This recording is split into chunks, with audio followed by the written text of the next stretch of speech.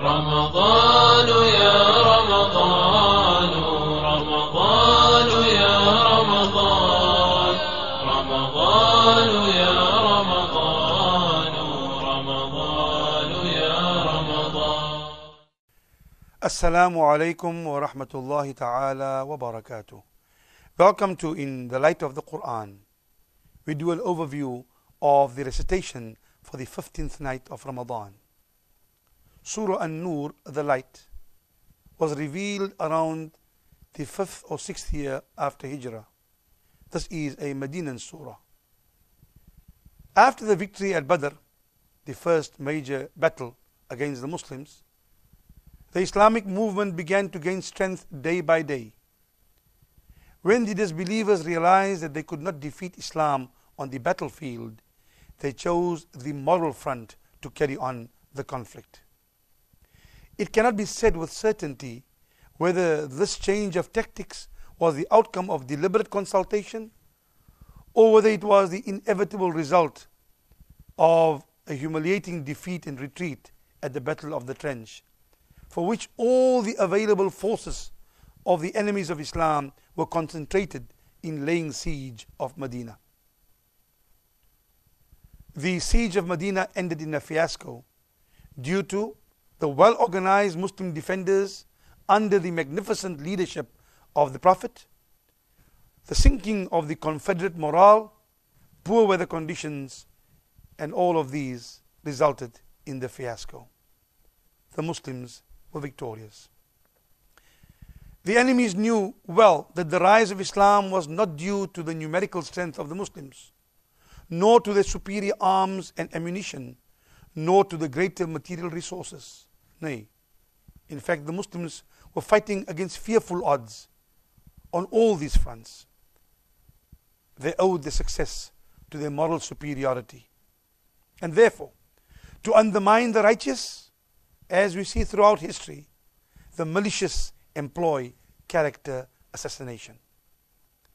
The wicked design of the disbelievers led them to start a campaign of vilification against the Prophet and the Muslims in order to destroy the bulwark of morale that was helping them to defeat the enemies.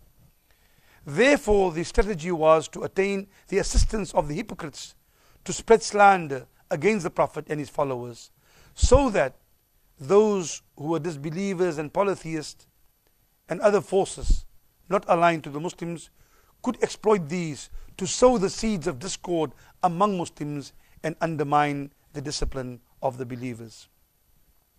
The first opportunity for the use of this strategy was afforded in the 5th year on Hijrah when the Prophet married Zainab bint Jahsh. They tried to create a slander against the Prophet regarding his marriage to her. The second slander was made on the honor of Sayyidah Aisha, the wife of the beloved Prophet Muhammad, peace be upon him, in connection with an incident which occurred when they were returning from the campaign against Bani al-Mustaliq. And she was left behind inadvertently and came a bit later with the escort of someone. They tried to use this innocent incident as an opportunity to undermine the integrity of the wife of the Prophet and the Prophet himself in that way, and of course the Muslim community. Both allegations were absolutely baseless. Abdullah ibn Ubay, who played the part of a villain in this attack, belonged to the Medinan clan of the Khazraj and was one of the most important chiefs of Medina. In fact, they intended to make him a king or the leader before the Prophet's migration. But when the Prophet migrated to Medina, that scheme had to be dropped because of the changed circumstances. And though he embraced Islam, he remained at heart hypocritical. And his hypocrisy was so manifest that he was called the chief of the hypocrites. And he never lost any opportunity to slander Islam in order to take revenge.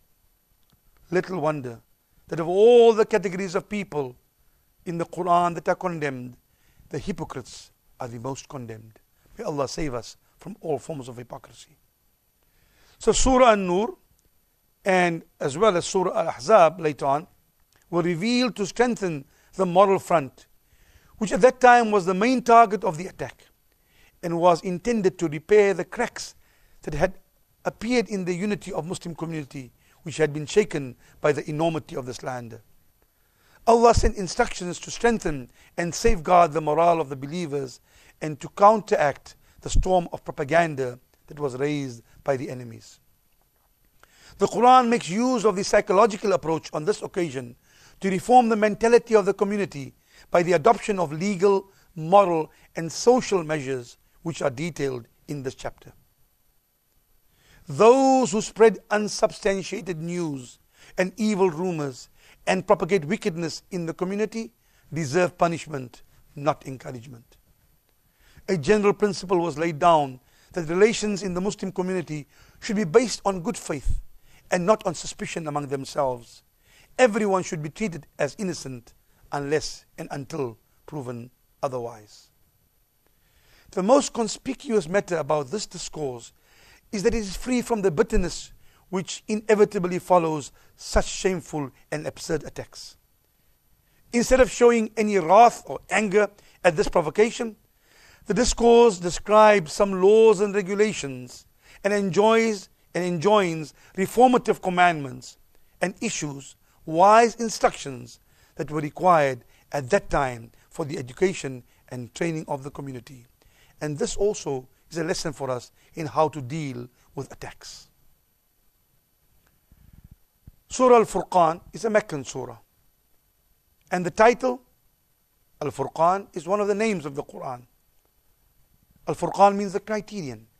And the criterion is that which distinguishes right from wrong, good from bad, righteousness from sin, spiritual development from moral degeneration, and separates truth from falsehood. And the surah opens with reference to revelation, to sovereignty of the divine, and the humanness of prophets. It responds to the challenges posed to the issue of the Day of Judgment, to the mission of messengers and their message. Reference to the marvelous and systematic working of nature is presented to convince the reader of the Quran or the listener to it of the manifestation of Allah's superb handiwork. And the surah concludes by identifying 12 essential qualities of the believers. The surah that follows is Surah Ash-Shu'ara. Surah Ash-Shu'ara, or the poets, is a Meccan surah. And the main theme is the reiteration of the Quran as a continuation of previous scripture and the culmination of divine revelation. Some people may be enchanted by poets, but may also be misled by their poetry if the content of such poetry is premised on wrongfulness. The Prophet is encouraged by Allah not to be disheartened by opposition to the message. Many do not listen, just as many observe the signs of Allah in creation and yet do not reflect. And then we find the history of various prophets are detailed in 180 verses of the surah. Moses and his struggle against Pharaoh, Abraham and his struggle in inviting others to the path of truth, Nuh and his calling of towards his own people for shunning evil, Hud and his appeal for following the true guidance to his people, Salih and his plea for obedience to Allah, Lut and his request to his people to abstain from deviant and unnatural behavior, and Shu'aib or Jethro and its emphasis on just economic social dealings. The Quran is a tanzeel, a revelation conveyed through the agency of Ruhul Amin, the truthful spirit who is Gabriel, revealed onto the heart of the Prophet to serve as an admonition, a mundirin, in a living language, clear, it's mubin, understood. Revelation is not poetry from the pen or the mind of fallible human writer, but the revelation from the infallible, the Almighty, the Divine. Surah An-Naml is a Meccan surah and focuses on the spiritual truths that underlie the prophetic mission, and specific reference is made to the mission of Prophets Moses, Solomon, Salih and Lut. The role of the Quran is a source of guidance and of the practice of believers as those who pursue spiritual, moral and economic welfare. Despite the capacity of Moses to take on all the challenges posed to him and the miracles he performed, people still did not believe. Even miracles did not suffice as proof for some people regarding the veracity of the message of Moses. Prophet Sulaiman's unique ability to understand various levels of non-human communication is highlighted. as well as a particular incident when his army came in the vicinity of a colony of ants, and the humility of Prophet Sulaiman, the great king, he displayed despite his power and authority. In fact, the surah An-Naml, the ant, takes its title from this incident. And then follows Prophet Sulaiman's communication with the great queen, the leader of Yemen, the Queen of Sheba, is well documented. Also reference to the arrogance and stubbornness of Thamud people and the people of Lut. And of course, from these historical narratives, we learn to appreciate the hardship prophets endured to convey the truth. May Allah be pleased with all of them. Shukran. Wassalamu alaikum wa rahmatullahi ta'ala wa barakatuh. رمضان